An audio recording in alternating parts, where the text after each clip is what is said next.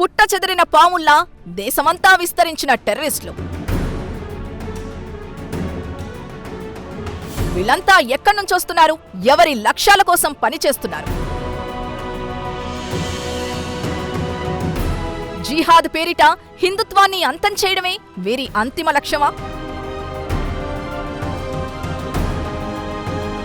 జిహాద్ ఉగ్రదాడులకు ప్రపంచం చెల్లించుకున్న మూల్యమెంత? గాయాల పాలై రక్తమోడుతున్న భారత పౌరుల ప్రాణాల విలువెంత?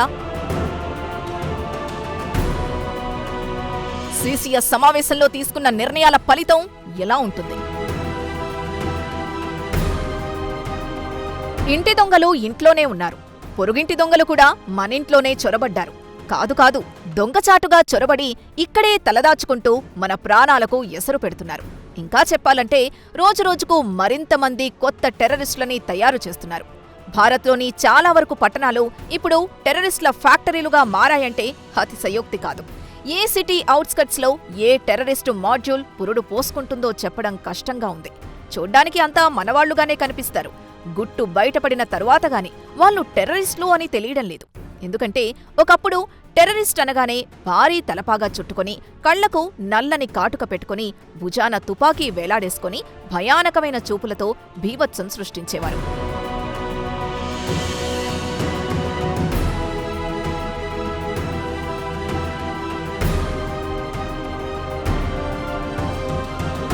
కానీ కొంతకాలంగా వారు ట్రెండ్ మార్చేశారు, గెటప్ కూడా మార్చేశారు. ఇప్పుడంతా వైట్ కోట్ టెర్రరిజంగా మారిపోయింది. వీళ్ల దగ్గర తుపాకులుండవు, మెడలో స్టెథోస్కోప్ వేలాడుతూ డాక్టర్లుగా దర్శనమిస్తారు. ప్రాణం పోసే వైద్యులుగా కలరింగిస్తూ సామాన్యుల ప్రాణాలకే ఎసరు పెడుతున్నారు. పాతకాలపు టెర్రరిస్టుల ఇన్ఫ్లుయెన్స్ కంటే ఈ వైట్ కోట్ టెర్రరిస్టుల ఇన్ఫ్లుయెన్స్ లెక్కలేనన్ని రేట్లు పెద్దది. మన ఇంటెలిజెన్స్ సిబ్బంది చాకచక్యమో లేక భారత ప్రజల అదృష్టమో కాని ఓ భారీ ఉపద్రవం నుంచి మన దేశం బయటపడింది. లేకపోతే 2001లో ప్రపంచ వాణిజ్య కేంద్రం మీద అటాక్ చేసినప్పుడు ఎంతమంది చనిపోయారు? అంతకంటే లెక్కలేనన్ని రెట్ల మంది భారత ప్రజలు కనీసం కారణాలు కూడా అర్థం చేసుకునే లోపే ప్రాణాలు విడిచుండేవారు. అంతటి భయానకమైన, అంతటి క్రూరమైన దాడికి ఇస్లామిక్ టెర్రరిస్టులు పాల్పడ్డారు. 10/11 రోజున ఢిల్లీలోని ఎర్రకోట వద్ద జరిగిన సూసైడ్ బాంబర్ అటాక్తో భారత్లో దాగిన టెర్రరిస్టుల పుట్టల లోగుట్టులు ఒక్కొక్కటిగా బయటపడుతున్నాయి. ప్రాణనష్టం గణనీయంగా తగ్గించిన క్రెడిట్ మాత్రం మన బలగాల అప్రమత్తతకే దక్కుతుంది.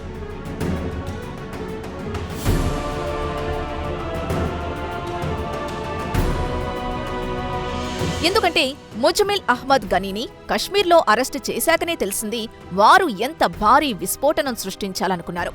ఫరీదాబాద్లోని అల్ఫలా యూనివర్సిటీకి దగ్గర ముజమిల్ అద్దెకు తీసుకున్న గదిలో 350 కిలోల అమోనియం నైట్రేట్, అలాగే అదే యూనివర్సిటీ మసీదులో ఇమాంగా పనిచేస్తున్న హఫీజ్ మొహమ్మద్ ఇష్తియాక్కు చెందిన సొంతింటిలోనే ఓ గదిలో 2900 కిలోల పేలుడు పదార్థాల్ని రికవరీ చేశారు. ఒకవేళ అవి గనుక రికవరీ కాకపోయుంటే భారత్లో అతి భయానకమైన వరుస బాంబు పేలుళ్లు చెరిగుండేవి. 3000కు పైగా కిలోల ఈ పేలుడు పదార్థాలతో 100కు పైగా బాంబులు తయారై ఉండేవని వాటిని ట్రేస్ చేసిన అధికారులు చెబుతున్నారు. మందుగుండు సామాగ్రితో దొరక్కుండా పోయిన మరో కారును కూడా మన బలగాలు ప్రాణాలకు తెగించి వెతికి పట్టుకుని ఎంతోమంది ప్రాణాలు కాపాడగలిగారు. ఈ క్రెడిట్ వారికే దక్కుతుంది.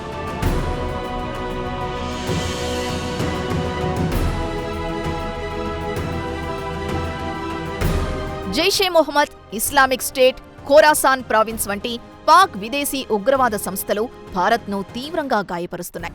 గత ఏప్రిల్ 22న పహల్గాంలో మతాన్ని అడిగి మరీ చంపిన ఇస్లామిక్ ముష్కరుల ఘటనతో పాక్ మీద, అలాగే పీఓకేలోని ఉగ్రవాద శిబిరాల మీద భారత్ రివెంజ్ తీర్చుకుంది. పాక్ గగనతలం మీద, భూతలం మీద పూర్తి అవగాహన ఏర్పరచుకున్న అరుదైన సందర్భాన్ని ఆపరేషన్ సింధూర్ ద్వారా భారత్ సృష్టించుకోగలిగింది. ఆపరేషన్ సింధూర్ తర్వాత దారుణంగా దెబ్బతిన్న పాక్ పాలకులు, అక్కడి ఐఎస్ఐ లీడర్షిప్ పలు సందర్భాల్లో భారత్ మీద తమ వ్యతిరేకతను వెళ్లగక్కారు.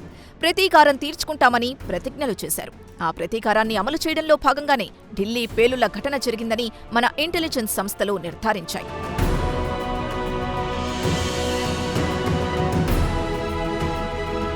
ఈ టెర్రర్ ప్లాన్ ఎలా బయటపడిందో కూడా ఓసారి తెలుసుకుందాం. జమ్మూ కశ్మీర్లోని శ్రీనగర్ జిల్లాలో గత అక్టోబర్ 19 రాత్రి టెర్రరిస్టు గ్రూపులకు సంబంధించిన హెచ్చరికలతో కూడిన పోస్టర్లు వెలిశాయి.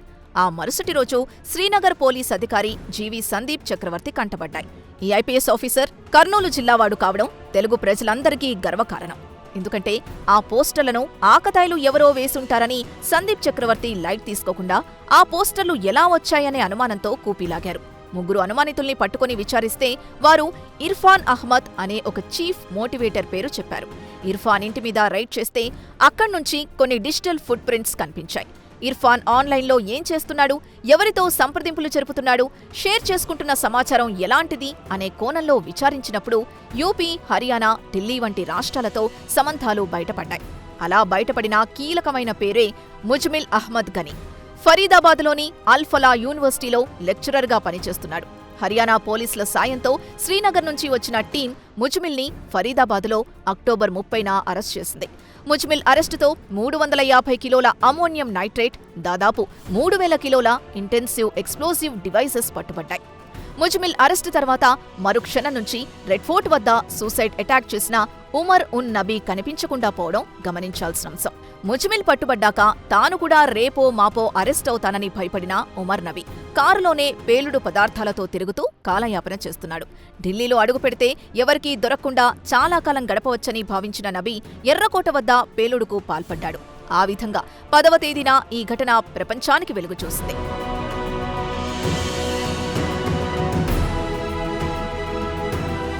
ఇక భారత్లో వేలాది మంది కాదు, లక్షలాది మంది అమాయకుల్ని ఏకకాలంలో లేదా కొన్ని గంటల వ్యవధిలోనే చంపాలనే అతి భయంకరమైన కుట్ర పన్నింది ఈ వైట్ కోట్ ఇస్లామిక్ టెర్రరిస్టు ముఠానే. ఈ భయానకమైన కుట్ర హైదరాబాద్కు చెందిన డాక్టర్ అహ్మద్ మొయిద్దీన్ సయ్యద్ అనే వ్యక్తి అరెస్టుతో బయటపడింది. అహ్మదాబాద్లోని ఓ టోల్ ప్లాజా వద్ద కారులో వెళ్తుండగా జరిగిన తనిఖీల్లో బయటపడ్డాడు. ఆయన కారులో మారణాయుధాలతో పాటు 4 కిలోల ఆముదం గింజల పిప్పి దొరికింది. ఆ పిప్పేంటి, ఎందుకు తీశారు, ఏం చేస్తారు అని విచారిస్తే కాళ్ల కింద భూమి కంపించే నిజాలు వెలుగు చూశాయి.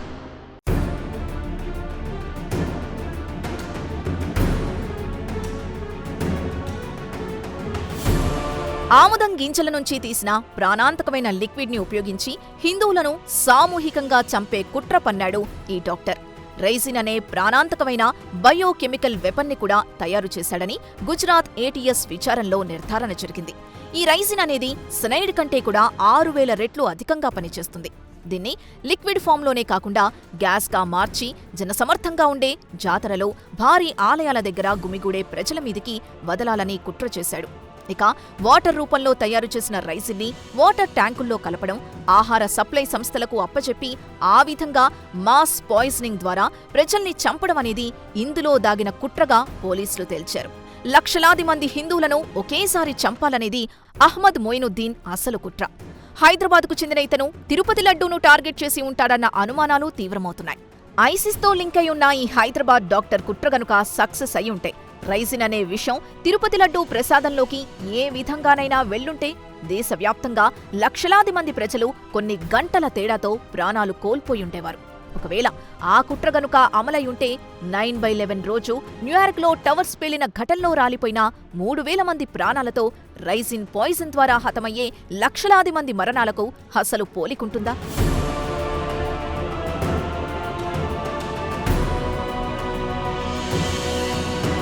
మరోవైపు అల్ ఫలా యూనివర్సిటీకి చెందిన doctor Muzammil, doctor Adil, doctor Shaheen Shahid వంటి వారు 26 లక్షలు ఫండ్ రైజ్ చేశారు. ఆ డబ్బును రెడ్ ఫోర్ట్ బాంబర్ ఉమర్ నబీకి అప్పగించారు. ఆ తర్వాత బాంబుల తయారీ కోసం 26 క్వింటాళ్ల నైట్రోజన్, ఫాస్ఫరస్, పొటాష్ వంటి వ్యవసాయంలో ఎరువుల తయారీకి ఉపయోగించే పదార్థాల్ని గురుగ్రామ్, నూహ్ వంటి సమీప ప్రాంతాల నుంచి సేకరించారు. దీనికోసం మరో 3 లక్షలు వెచ్చించారని తేలింది. ఎరువుల పదార్థాల ద్వారా ఐఈడీలు తయారు చేయడం అనేది వారి లక్ష్యం. అంటే ఒకవైపు దేశమంతా బాంబు పేలుళ్లు సృష్టించి భయోత్పాతం సృష్టించడం, మరోవైపు ఎవరూ గుర్తించకుండా రైజిన్ రూపంలో బయోకెమికల్ని టెంపుల్స్లో ప్రసాదాల్లో కలిపేసే భయంకరమైన కుట్ర పన్నారు. రెడ్ ఫోర్ట్ వద్ద పేలుడనేది పోలీసులకు చిక్కకుండా తప్పించుకోవాలనే కంగారులో చేసిందేనని విచారణ అధికారులు అంచనాకొచ్చారు. ఎందుకంటే అక్కడికి అతి దగ్గర్లోనే గౌరీశంకర్ మందిర్ ఉంది. అక్కడ కూడా ఉమర్ నబీ పేల్చవచ్చు. కానీ అలా జరగలేదు. ఇది పానిక్లో జరిగిన బ్లాస్ట్గానే భావిస్తున్నారు. అయితే ప్రధాన ప్లాన్ మాత్రం 32 వాహనాల్లో బాంబులు లోడ్ చేసి 4 నగరాల్లో పేల్చాలని కుట్ర పన్నారు. 2 బ్యాచ్లుగా విడిపోయి అటాక్ చేయాలనుకున్నారు. బాబ్రీ మసీద్ కూల్చివేత జరిగిన డిసెంబర్ 6వ తేదీన పేలుడుకు టార్గెట్ చేశారు.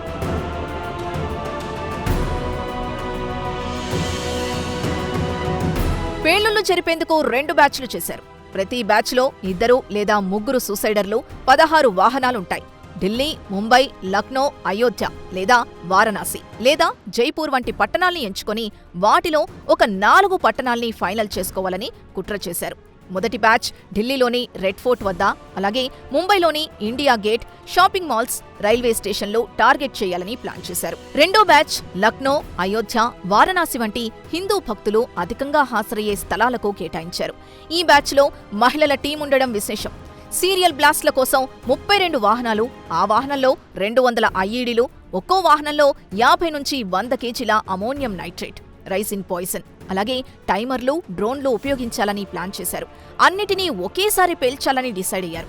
నిజానికి 15 ఆగస్టు నాడే ఈ ప్లాన్ అమలు చేయాలని భావించారు. కానీ అనుకూల పరిస్థితులు లేకపోవడంతో పాటు పథకం అమల్లో ఆలస్యం కావడం వల్ల డిసెంబర్ 6కి మార్చారు. ఏప్రిల్ 22 నాటి పెహల్గాం ఘటన అతి త్వరలో జరగబోతోందని చెబుతూ ఆగస్టు 30న ఒక మాజీ ఇంటెలిజెన్స్ అధికారి సోషల్ మీడియాలో పోస్టు పెట్టడమే అందుకు నిదర్శనం.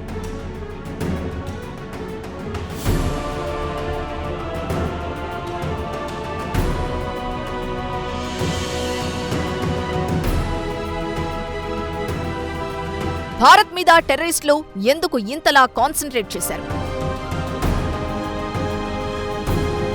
భారత్లో జరుగుతున్న ఉగ్రదాడుల్లో వచ్చిన మార్పులేంటి? టెర్రరిజానికి ఊతమిస్తున్న రాజకీయ పార్టీల పాలసీలేంటి? పాక్కు బుద్ధి చెప్పడానికి భారత్ అనుసరించబోతున్న వ్యూహాలేంటి? కేంద్రం తీసుకున్న తాజా నిర్ణయంతో సరిహద్దుల్లో జరిగే మార్పులేంటి?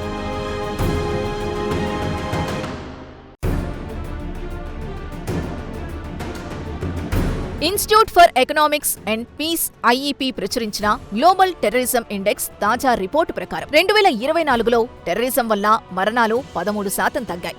8,352 నుంచి 7,266కు తగ్గాయని నివేదిక చెబుతోంది. ఎందుకంటే ఆయా దేశాలు అమలు చేస్తున్న కఠినమైన నిర్ణయాల వల్ల అటాక్ల సంఖ్య 3% తగ్గడమే కారణం. అయితే అదే సమయంలో టెర్రరిజం ప్రభావం 58 దేశాల నుంచి 66 దేశాలకు వ్యాపించింది. 2018 తర్వాత ఇలా టెర్రరిజం విస్తరించడం అనేది 2024లోనే అతి ఎక్కువగా సంభవించిందని చెబుతున్నారు. ఇక్కడ గమనించాల్సిందేంటంటే దాడుల ఘటనలు తగ్గాయి, కానీ వ్యాప్తి పెరిగిపోయింది.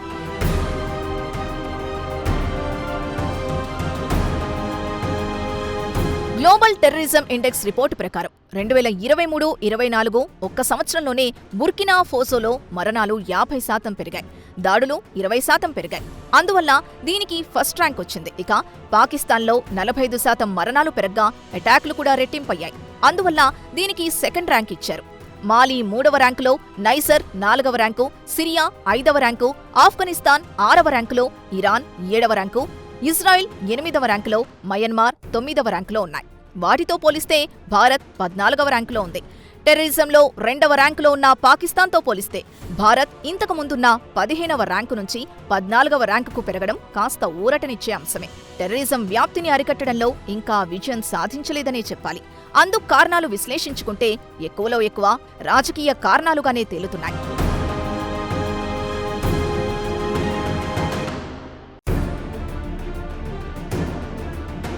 ప్రపంచంతో పోటీ పడేలా దేశాన్ని తీర్చిదిద్దేందుకు కేంద్ర ప్రభుత్వం కసరత్తు చేస్తుంటే అందుకు విరుద్ధంగా మతరాజ్యం స్థాపించి కాఫీర్లందరినీ ఖాళీ చేయించాలనే టెర్రరిస్ట్ సెక్షన్, దానికి మద్దతిచ్చే పొలిటికల్ సెక్షన్ మరోటి ఉన్నాయి. ఎన్డీఏ ఏలుబడిలో ఏపీ, మహారాష్ట్ర, బీహార్ వంటి రాష్ట్రాలు వికసిత్ భారత్ దిశగా లక్ష్యాలు నిర్దేశించుకొని పనిచేస్తున్నాయి. అయితే అభివృద్ధిని అడ్డుకుంటూ ప్రజాస్వామ్య వ్యవస్థల్ని అపహాస్యం చేస్తూ పూర్తి మతరాజ్యాన్ని నెలకొల్పే దిశగా జిహాదీ శక్తులు కూడా అంతే చాకచక్యంగా పనిచేస్తున్నాయి. వారు 2067 నాటికి భారత్ను పూర్తి ఇస్లామ్మయం చెయ్యాలని తీవ్రంగా ప్రయత్నిస్తున్నట్టు నిపుణులు ఎప్పటినుంచో చెబుతున్నారు. అయితే 2047 నాటికి ఆ లక్ష్యాన్ని అందుకోవాలనే ఆరాటమే వారి ప్రయత్నాల్లో కనిపిస్తోందని మరికొందరు విశ్లేషిస్తున్నారు. ఇలా 2047 నాటికి భారత్ను గజ్వా-ఏ హింద్గా మార్చేయాలనేది వారి కుట్రగా చెబుతున్నారు.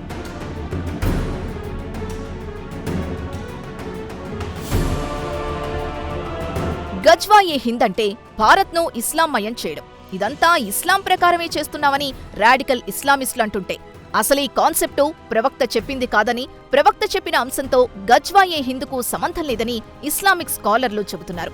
ఇదంతా పాకిస్తాన్ పాలకులు, ఐఎస్ఐ వంటి భారత వ్యతిరేక శక్తుల ప్రోద్బలంతోనే జరుగుతున్నాయని, భారత్ మీద తమ ఎజెండాలో భాగంగా సగటు ముస్లింలను రాడికల్స్గా మారుస్తూ భారీ ఫండింగ్ చేస్తూ భారత్ పైకి ఉసిగొల్పుతున్నారని జాతీయవాద ముస్లిం మత పెద్దలు కూడా అంటున్నారు. మరోవైపు హఫీజ్ సయ్యద్ లాంటివారు ఇప్పుడు లెక్కలేనంత మంది భారత్ను టార్గెట్ చేస్తూ అనేక మందిని స్లీపర్ సెల్స్ గా రిక్రూట్ చేసుకుని పథక రచన చేస్తూ అలజళ్లు సృష్టిస్తున్నారు. 1947లో ఇస్లాం వేర్పాటువాదంతో దేశ విభజన జరిగినప్పటికీ ఇస్లామిక్ శక్తులు శాంతించలేదు.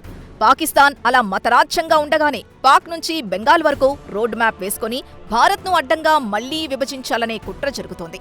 అయితే పాకిస్తాన్, ఐఎస్ఐ కుట్రల్ని ఎప్పటికప్పుడు అణిచివేస్తున్న భారత్ మోడీ ప్రధాని అయ్యాక పాక్ను ఏకాకి చేయడంలో సఫలీకృతమైంది. ఈ క్రమంలోనే పెహల్గాం దాడి తర్వాత పాక్ను మరింత వీక్ చేయగలిగింది.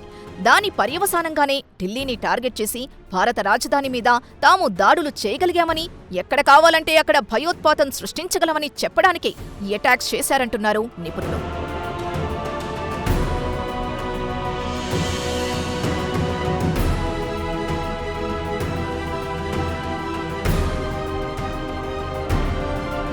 గ్లోబల్ పీస్ ఇండెక్స్ తాజా రిపోర్టు ప్రకారం ప్రపంచ పటంలో గ్రీన్ కలర్తో ఉన్న దేశాలు అత్యధిక ప్రశాంతంగా ఉన్నట్లు గుర్తు. లేత ఆకుపచ్చ రంగుతో ఉన్న దేశాలు కాస్త తక్కువ ప్రశాంతంగా ఉన్నాయి. ఓవరాల్గా ఇవి కూడా ఓకే. ఇక ఎల్లో కలర్లో ఉన్న దేశాల్లో మిశ్రమ పరిస్థితులు ఉన్నట్టు లెక్క. అంటే ఆయా దేశాల్లో కొన్ని ప్రాంతాలు ప్రశాంతంగా ఉంటే మరికొన్ని ప్రాంతాల్లో టెర్రరిస్ట్ కార్యకలాపాలు పెచ్చుమీరినట్టు అర్థం చేసుకోవాలి. మన భారత్ ఎల్లో కలర్లో ఉండడం గమనించాలి. భారత్ను ఆనుకుని ఉన్న మయన్మార్, మరోవైపు ఆఫ్ఘనిస్తాన్ దేశాలు పూర్తి ఎరుపు రంగులో ఉండడాన్ని బట్టి అక్కడ ఏ స్థాయిలో టెర్రరిస్ట్ కార్యకలాపాలున్నాయో ఊహించుకోవాల్సిందే. ఇక వివాదాలు, అలజళ్లు పెరిగే జోన్స్ గురించి చెప్పుకుంటే భారత్లోని అనేక ప్రాంతాల్లో టెర్రరిస్ట్ కార్యకలాపాలు పెరగడానికి అవకాశాలు మెండుగా ఉన్నాయని ఈ రిపోర్ట్ అంచనా వేస్తోంది. ఆ ప్రాంతాలు కూడా బంగ్లాదేశ్, మయన్మార్ వంటి దేశాలకు దగ్గరగా ఉండడం గమనించాలి. దేశంలో ఉగ్రవాదం పెరగడానికి దేశంలోని శక్తులేగాక చొరబాటుదారులుగా వస్తున్న కుట్రదారులకు కొమ్ము కాస్తున్న బయటి శక్తులు కూడా కీలకంగా మారుతున్నాయి. ప్రమాద తీవ్రతను రెట్టింపు చేస్తున్నాయి. దాడుల సంఖ్య పెరగడానికి, యాక్టివ్గా తయారయ్యే స్లీపర్ సెల్స్ ఫ్రీక్వెన్సీ పెరగడానికి కారణమవుతున్నాయి. ప్రపంచంలో అలాంటి ప్రాంతాల సంఖ్య కూడా పెద్దగానే ఉంది.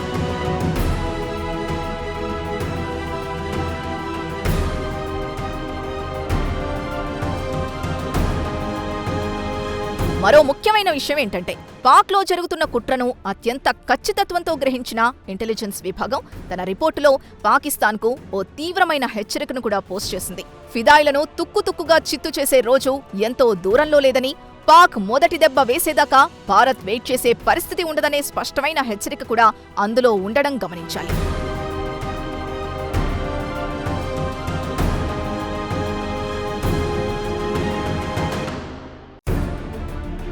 భారత్ రియాక్షన్ ఎలా ఉంటుందో ఇప్పటికే పలుమార్లు రుచి చూసిన పాకిస్తాన్ ఇప్పుడు మన సైన్యాన్ని ఎదుర్కొనేందుకు రెడీ అయింది. భారత్, పాక్ సరిహద్దుల్లోకి సైన్యంతో పాటు సైనిక వాహనాల్ని కూడా మోహరించడం మొదలుపెట్టింది. అందుకు పూర్వపక్షంగా అక్టోబర్ 30 నుంచి 10 రోజుల పాటు ఎక్సర్సైజ్ త్రిశూల్ 2025 పేరిట భారత త్రివిధ దళాల ముందస్తు కసరత్తులు జరిగాయి. ఆ కసరత్తుల తర్వాతనే పాకిస్తాన్ ఇలా సైన్యాన్ని తరలిస్తోందని ఇంటెలిజెన్స్ రిపోర్టులు సూచిస్తున్నాయి. బోర్డర్లో పాక్ సైన్యం రెచ్చగొట్టే విధానాలు, టెర్రరిజాన్ని ఎగదోసేందుకు పీఓకేలో జరిగిన సమావేశాలతో పాటు ఢిల్లీ ఎర్రకోట పేలుడు ఘటనలో 10 మందికి పైగా ప్రాణాలు పోయిన దరిమిలా. ఇక ఇండియా ఉపేక్షించే పరిస్థితి ఉండదని భావించిన పాకిస్తాన్ అందుకు సంబంధించి ముందస్తు ఏర్పాట్లలో భాగంగానే సైన్యాన్ని మోహరిస్తోందన్న వ్యాఖ్యలు వినిపిస్తున్నాయి.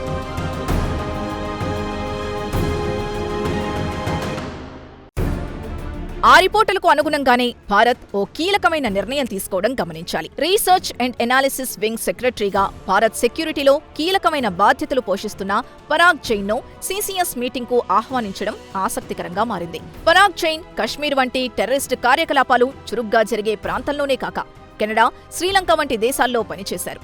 హ్యూమన్ ఇంటెలిజెన్స్, టెక్నికల్ ఇంటెలిజెన్స్ మీద పట్టున్న పరాగ్ జైన్ ఇప్పుడు కేబినెట్ సెక్రటేరియట్ సెక్యూరిటీ విభాగానికి సెక్రటరీగా అదనపు బాధ్యతలు చేపట్టడంతో కీలకమైన భద్రతా సమాచారం కూడా షేర్ చేసుకోబోతున్నారని నిపుణులు అభిప్రాయపడుతున్నారు. దీంతో పాక్ మీద భారత్ తీసుకోబోయే నిర్ణయం ఎంత కీలకంగా ఉంటుందో అన్న ఆసక్తి రేగుతోంది. సరిహద్దుల్లో రెండు దేశాల సైన్యాలు మోహరిస్తున్న క్రమంలో రాజస్థాన్ ప్రభుత్వం తీసుకున్న నిర్ణయం ఇప్పుడు ఆసక్తి రేపుతోంది. శ్రీగంగానగర్లో అంతర్జాతీయ సరిహద్దు నుంచి 3 కిలోమీటర్ల పరిధిలో రాత్రి 7 గంటల నుంచి ఉదయం 6 గంటల వరకు రాకపోకలు నిషేధించారు. మరి భారత్ పాక్ సరిహద్దుల్లో ఏం జరగబోతోంది? పాక్ ఆట శాశ్వతంగా కట్టించడానికి భారత్ తిరుగులేని నిర్ణయాలు ఏమైనా తీసుకుందా?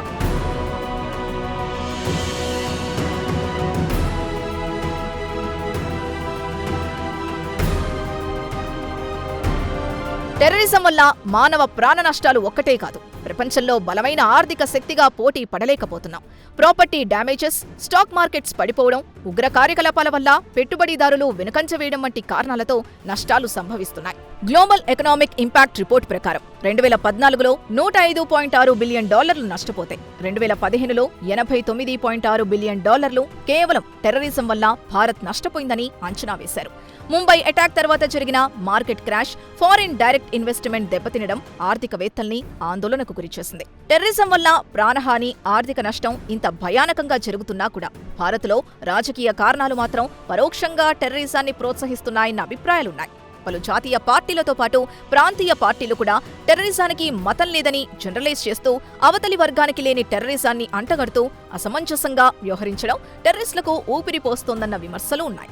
ప్రజాస్వామ్యానికి బలం మెజారిటీ అని చెబుతూనే మైనారిటీల ఓట్ల కోసం మెజారిటీ ప్రజల సెంటిమెంట్లతో చెలగాటమాడుతున్న వైనం టెర్రరిస్టులకు వరంగా మారింది. పలు సందర్భాల్లో కొందరు కీలకమైన నాయకులు కూడా తమ పార్టీ ముస్లింల పార్టీ అని బహిరంగంగా చెబుతూ ప్రజాస్వామ్యాన్ని, లౌకిక తత్వాన్ని మంటగలుపుతున్నారు.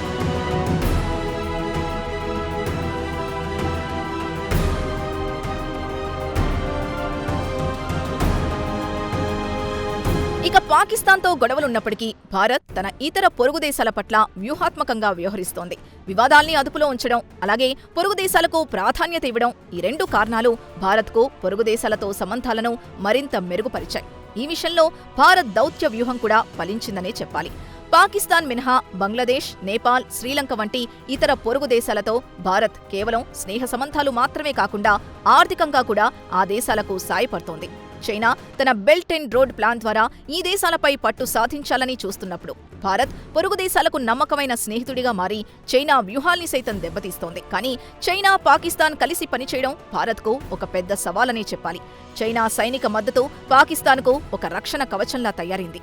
అందుకే పాకిస్తాన్పై సైనిక చర్య తీసుకునేప్పుడు చైనా జోక్యం చేసుకోకుండా ఉండేందుకు భారత్ చాలా జాగ్రత్తగా దౌత్యపరమైన మార్గాల్ని వాడుతోంది. భారత్ ఈ తెలివైన దౌత్య వైఖరితో గొడవల్ని సైనికపరంగా కాకుండా దౌత్యపరంగా, ఆర్థికంగా పరిష్కరించడానికి ప్రయత్నించడం తెలివైన నిర్ణయంగా రుజువవుతోంది.